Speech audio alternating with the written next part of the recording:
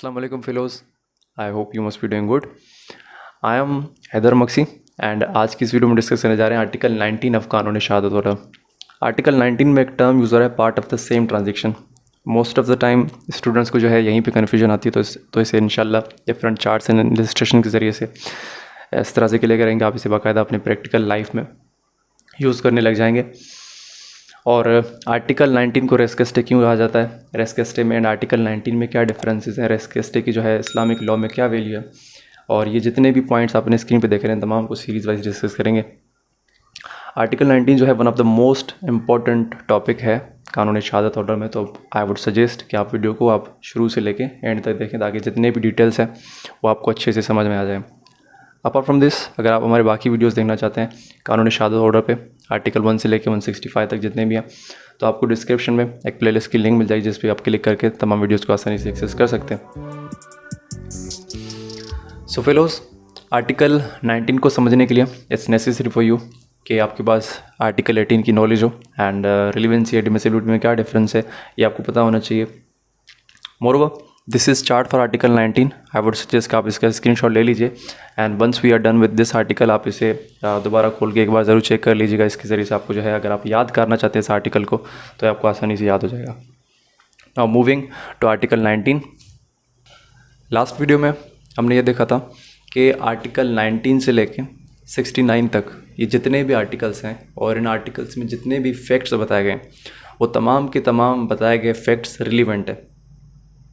अभी आर्टिकल 19 से लेकर 69 के दरमियान में या स्टार्टिंग में आर्टिकल 19 भी आता है, तो यू कैन अंडरस्टैंड कि जो फैक्ट आर्टिकल 19 में बताया गया है वो फैक्ट भी रिलेवेंट होगा। Now here we have to ascertain कि किस फैक्ट की आर्टिकल 19 में बात की जा रही है।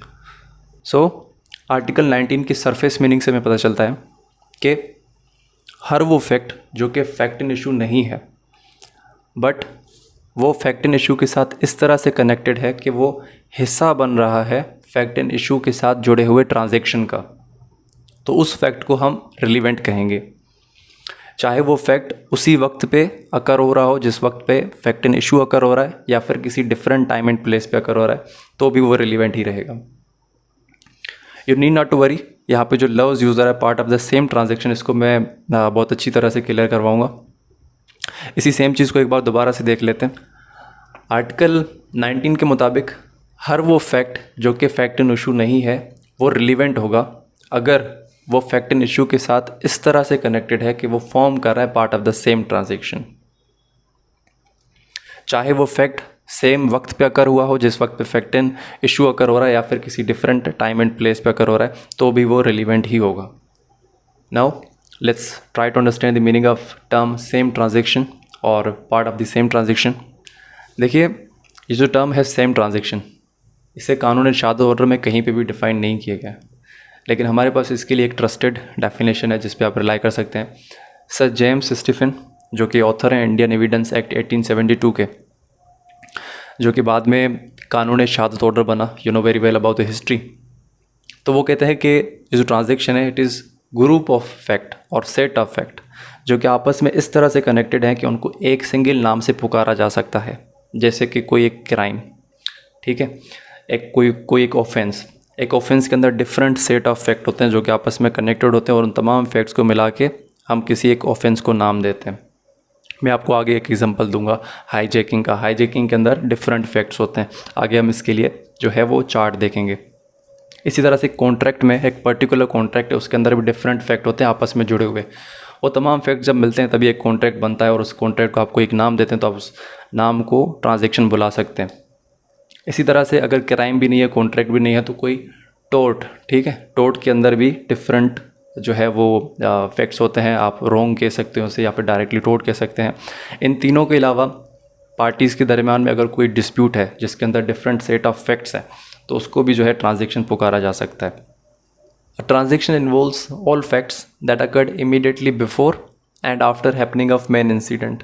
मेन इंसिडेंट से मुराद फैक्ट इन इशू, यानी वो तमाम फैक्ट्स जो कि मेन इंसिडेंट के होने से पहले अकर होते हैं या फिर मेन इंसिडेंट के होने के बाद अकर होते हैं, उनको ट्रांजैक्शन का पार्ट माना जाएगा, हिस्सा माना जाएगा।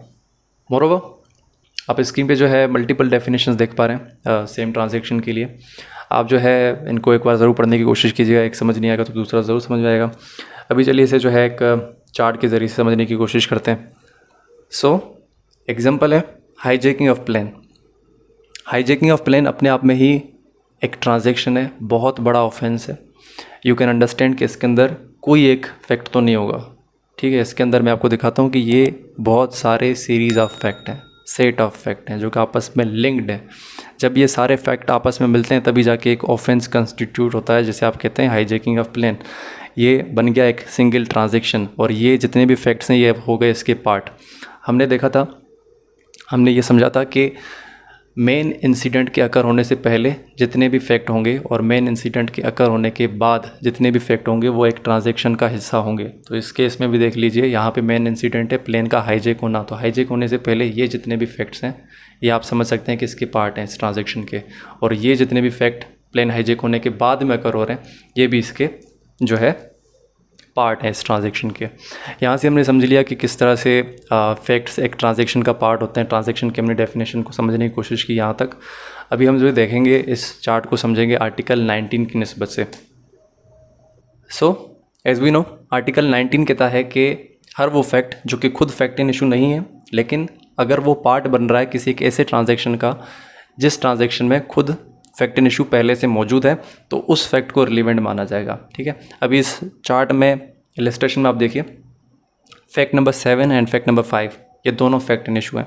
अभी हमें देखना है कि इसके अलावा इस सेम ट्रांजैक्शन में दूसरे से कौन से फैक्ट हैं जो कि इस ट्रांजैक्शन का हिस्सा बन रहे हैं। तो देखिए जितने भी येलो कलर में फैक्ट हैं ये तमाम के तमाम फैक्ट इस ट्रांजैक्शन का हिस्सा बन रहे हैं, पार्ट फॉर्म कर रहे हैं। तो आर्टिकल 19 के मुताबिक ये तमाम की तमाम चीज़ें रिलीवेंट हो गई। तो जितने भी फैक्ट्स मेन ट्रांजैक्शन के साथ जुड़े हुए होंगे, ट्रांजैक्शन का पार्ट होंगे, हिस्सा होंगे, तो वो कहलाएंगे रिलीवेंट, भले वो खुद फैक्ट इन इशू ना हो। लेकिन अगर कोई ऐसा फैक्ट है जो कि ट्रांजैक्शन से बाहर है, ट्रांजैक्शन का हिस्सा नहीं है, तो ऐसे फैक्ट को इररिलेवेंट कहा जाएगा। फॉर एग्जांपल एक फैक्ट है कि हाईजैकर जेड के जो फादर हैं वो टैक्सी ड्राइवर हैं। अभी देखिए इस चीज़ का, इस फैक्ट का पूरे ट्रांजैक्शन के साथ, हाईजैकिंग ऑफ प्लेन के साथ कोई ताल्लुक़ नहीं है, इस ट्रांजैक्शन के बाहर है ये चीज़, ठीक है। तो इसे हम इररिलेवेंट कहेंगे। ट्रांजैक्शन से रिलेटेड कोई भी चीज़ होगी, हाईजैकिंग ऑफ प्लेन से रिलेटेड कोई भी चीज़ होगी तो वो होगी रिलेवेंट। जैसे हाईजैकिंग के लिए प्लानिंग से रिलेटेड कोई फैक्ट है कि इस तरह से इन्होंने प्लानिंग की, यहाँ पे प्लानिंग की, मोटिव क्या था इनका, वेपन्स इन्होंने जो है कहाँ से लिए, कौन से व्हीकल्स इन्होंने यूज़ किए, कौन जो है इस चीज़ को अबेट कर रहा था, या फिर जो है प्लेन में इन्होंने कौन सी डिमांड की है प्लेन में, और जो है जब ये आपस में बात कर रहे थे तो लोगों ने क्या कुछ सुना, वहाँ बैठे लोगों ने, जो हॉस्टेजेस थे। तो ये देखिए जितने भी फैक्ट्स हैं ये जुड़े हुए हैं इस मेन ट्रांजैक्शन के साथ। ये भी फैक्ट हो सकता है कि उन्होंने कितने लोगों को वहाँ पे मारा, और कौन थे वो लोग जिन्होंने इन हाईजैकर्स को हार्बर किया, इनको स्कैप करने में जो है वो मदद दी। One more thing you can realise कि ये जितने भी फैक्ट्स हैं ये different time and different places पे अकर हो रहे हैं। आर्टिकल 19 भी यही कहता है कि अगर पार्ट ऑफ सेम ट्रांजैक्शन है तो चाहे डिफरेंट टाइम एंड प्लेस पे अकर हो रहा हो, उस वक्त से जिस वक्त फैक्ट इन इशू अकर हो रहा है तो भी वो रिलेवेंट ही कहलाएंगे। सो फेलोज, तमाम डिटेल्स देखने के बाद फाइनली आर्टिकल 19 की मीनिंग को कंक्लूड करते हैं। आर्टिकल 19 में ये बताया गया है कि कोई भी ऐसा फैक्ट जो कि खुद फैक्ट इन इशू नहीं है बट उसे देखने पे ऐसा महसूस होता है कि वो फैक्ट और फैक्ट इन इशू दोनों पार्ट हैं ऑफ द सेम ट्रांजैक्शन। तो ऐसा अगर कोई भी फैक्ट होगा तो उस फैक्ट को आर्टिकल 19 के तहत बिल्कुल उसी तरह से लीगली रिलेवेंट माना जाएगा जिस तरह से कानून में फैक्ट इन इशू को रिलेवेंट समझा जाता है। फिर चाहे वो फैक्ट उसी टाइम पे अकर हुआ हो जिस टाइम पे फैक्ट इन इशू अकर हुआ है, या फिर किसी डिफरेंट टाइम एंड प्लेस पे, फिर भी वो रिलेवेंट ही रहेगा। Alright, now let's move to the illustrations of article 19 and then we'll see some requirements or you can say dates for the article 19. illustration A में ये बताया गया है कि पर्सन A पर ये इल्ज़ाम है कि उसने पर्सन B को मार के कत्ल कर दिया है। अभी देखिए इस illustration में मेन जो है वो ट्रांजैक्शन क्या है, मेन ट्रांजैक्शन है मर्डर, ठीक है। तो ये कहता है कि जो पॉइंट ऑफ बीटिंग है, जिस वक्त उसे मार रहा था, तो इस पॉइंट से पहले और इस पॉइंट के बाद जितने भी फैक्ट्स हैं उस ट्रांजैक्शन में वो तमाम के तमाम रिलेवेंट है। कैसे? अभी देखिए मारने से पहले ए और बी के दरमियान में जो कन्वर्सेशन हुई, जो एक्ट्स बी ने किए, जो एक्ट्स ए ने किए, वो तमाम के तमाम रिलीवेंट हैं। उनके रिलेटेड कोई भी फैक्ट आता है कि ए ये कर रहा था, ए ने सेल्फ डिफेंस में एक्ट किया, ठीक है। और मारने के बाद जितने भी व्यूज़ हैं बायस्टैंडर के, जो लोग ये मर्डर होते हुए देख रहे थे, ठीक है, उनके जो व्यूज़ हैं, उन्होंने क्या कुछ देखा, वो तमाम चीज़ें, और ए किस तरह से वहाँ से भागा, जो भी चीज़ें हुई मर्डर के बाद, ठीक है। ए ने एब्सकॉन्ड किया, डाइंग डिक्लेरेशन, ये तमाम चीज़ें जो है बाद की चीज़ें, ये तमाम की तमाम चीज़ें रिलीवेंट होंगी। इलस्ट्रेशन बी में बताया गया कि पर्सन ए पे ये इल्ज़ाम है कि उसने पाकिस्तान के ख़िलाफ़ जंग छेड़ी और हिस्सा लिया डिफरेंट आर्म्ड इंसरेक्शन में, जो कि डिफरेंट टाइम एंड प्लेस पे अकर हुए, जिनमें डिफरेंट प्रॉपर्टीज़ को डिस्ट्रॉय किया गया, ट्रूप्स पे अटैक किया गया, और जो गवर्नमेंट के गोल्स एंड ऑब्जेक्टिव्स थे उनको नाकारा बनाया गया।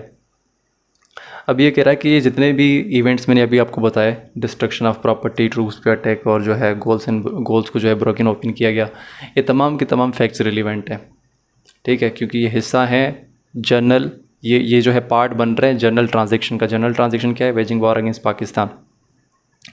फिर बताया गया कि चाहे ए की प्रेजेंस इनमें से, इन इवेंट में से किसी एक इवेंट में भी अगर होगी तो भी ए लायबल होगा इस चार्ज के लिए। चार्ज कौन सा? Waging war against Pakistan. यहाँ पे देख लीजिए, यहाँ पे जो है यहाँ पे मेन ट्रांजेक्शन है waging war against Pakistan. Fact in issue है यहाँ पे whether a took part in armed insurrection और नॉट। और बाकी के आप जो फैक्ट देख रहे हैं येलो कलर में, ये जो है तमाम के तमाम फैक्ट इस ट्रांजेक्शन का हिस्सा हैं, तो ये रिलीवेंट है। तो इन रिलीवेंट फैक्ट से अगर एक की जो है, इनमें अगर ए की जो है इन्वॉल्वमेंट पाई जाती है तो ए इस चार्ज के लिए लायबल होगा। इलस्ट्रेशन सी में एक लफ्ज़ यूज़र है करस्पॉन्डेंस। तो पहले आप इसकी मीनिंग जान लीजिए। करस्पॉन्डेंस मतलब communication by the exchange of letters, ठीक है। तो पर्सन ए पर्सन बी को सू करता है फॉर लायबल फॉर डिफेमेशन, कि जो उनके दरमियान में करस्पॉन्डेंस हुई, लेटर्स की जो इनके दरमियान में लेटर्स एक्सचेंज हुए, कम्युनिकेशन हुई, उनमें से एक लेटर ऐसा था जिसमें लायबल था और जिसकी वजह से ए की डिफेमेशन हुई, बदनामी हुई। तो इलस्ट्रेशन सी कहता है कि उस लेटर के अलावा जिसमें लेबल था, जो जितने भी और लेटर थे उस करस्पॉन्डेंस में, उस कम्युनिकेशन में, वो भी रिलीवेंट है। इलस्ट्रेशन डी में ऐसे केस की बात की जा रही है जिसमें मेन सवाल यह है कि क्या पर्सन ए को गुड्स डिलीवर हुए कि नहीं, जो कि उसने पर्सन बी से ऑर्डर किए थे। सेम इलस्ट्रेशन में ये बताया जा रहा है कि पर्सन ए के अलावा जितने भी और लोग थे जिनको डिलीवरी हुई, पर्सन ए की डिलीवरी होने से पहले या फिर बाद में, सेम दिन में, सेम एरिया में, तो वो तमाम फैक्ट्स जो है, हर एक fact as to each delivery जो है वो रिलीवेंट होगी, ये साबित करने के लिए कि पर्सन ए को भी डिलीवरी हुई है। Now let's see some of requirements under article 19 for relevancy of fact. मतलब एक फैक्ट जो है वो आर्टिकल 19 के तहत सिर्फ और सिर्फ तब रिलीवेंट होगा जब वो इन रिक्वायरमेंट्स को सेटिस्फाई करेगा। नंबर 1 कि क्लोज लिंक और कनेक्शन होना चाहिए एक फ़ैक्ट का। अगर किसी फैक्ट का क्लोज लिंक और जो है कनेक्शन होगा फैक्ट एंड इशू के साथ, और वो पार्ट फॉर्म करेगा सेम ट्रांजेक्शन का, तो उसे जो है रिलीवेंट माना जाएगा। अभी ये कैसे पता चलेगा कि क्लोज कनेक्शन है कि नहीं? This is something that court determines, यानी जज को डिसाइड करना होता है different facts and circumstances of case को देखकर। सेकेंड रिक्वायरमेंट ये है कि एक फैक्ट में पोटेंशियल होनी चाहिए, कैपेबिलिटी होनी चाहिए कि वो एलोबरेट करे, एक्सप्लेन करे फैक्ट इन इशू को। तो अगर किसी फैक्ट में ये कैपेबिलिटी होगी कि वो फैक्ट इन इशू का जवाब ढूंढने में असिस्ट करेगा, तो उसे रिलीवेंट माना जाएगा। अगर उसमें ये कैपेबिलिटी और पोटेंशियल नहीं है तो वो रिलीवेंट नहीं होगा। अंडर थर्ड रिक्वायरमेंट, एक फैक्ट जो है वो सिर्फ़ और सिर्फ रिलीवेंट तब होगा जब उस फैक्ट के दरमियान और जो फैक्ट इन इशू है, यानी मेन इंसिडेंट, इन दोनों के दरमियान अगर कोई ऐसा गैप नहीं होगा जिससे अपॉर्चुनिटी क्रिएट हो फॉर फैब्रिकेशन, कोई ऐसा गैप ना हो जिससे कोई इंसान अपनी तरफ से कोई स्टोरी घड़ सके, कोई स्टोरी बना सके, कोई नैरेटिव बना सके, ठीक है।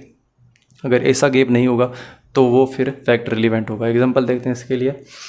जेड जो है देखता है कि एक माइनर गर्ल को कार से बाहर फेंका गया, वो रो रही होती हैं, तो उसके पास जाते हैं और पूछते हैं उनसे व्हाट्स द मैटर। तो वो बताती है कि पर्सन वी ने उसको रेप किया है, और जेड अपनी आंखों से उसके जिस्म पे स्कार्स भी देखता है। जेड जो है विदिन 20 मिनट्स जो है पुलिस को रिपोर्ट करता है और तमाम चीज़ें बताता है।